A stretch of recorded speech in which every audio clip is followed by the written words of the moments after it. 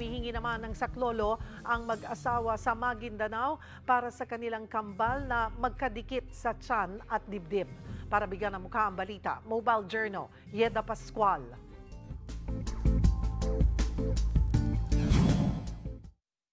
Ipinanganak na magkadikit ang dibdib at tiyan ng dalawang magkapatid sa Maguindanao. Ang mapaghiwalay sila, ang tanging hiling ng kanilang mga magulang.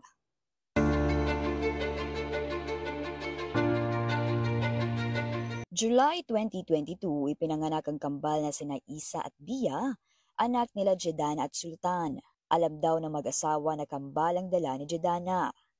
Pero hindi daw nakita sa ultrasound na magkadikit pala ang mga ito. Kaya simula ng isilang, labas-masok na sa ospital ang kambal.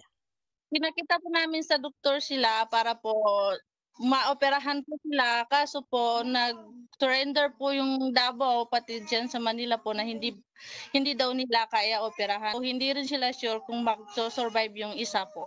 Yung heart ng mga bata, dalawa din yung heart nila pero nagdikit lang. May isang concerned citizen na nakakita ng sitwasyon ng kambal. At dahil tinanggihan silang paghiwalayin sa bansa, inalok si Jedana na gawin na lang ang operasyon sa Saudi. May nag-sponsor po sa amin na Saudi po. Sa Davao po siya ngayon. Ang sabi po sa amin na may nakontak na daw po siya doon sa Saudi na tutulong po sa amin mapaghiwalay yung mga bata po. Mas mahina si Isa kaysa kay Dia dahil may butas ang puso nito. Kaya ngayon, kinukumpleto muna nila ang mga lab test ng kambal para maproseso na ang kanilang pag-alis. Ang kinakaya ko din po kasi anak ko po sila, so lahat po gagawin ko po para sa kanila po.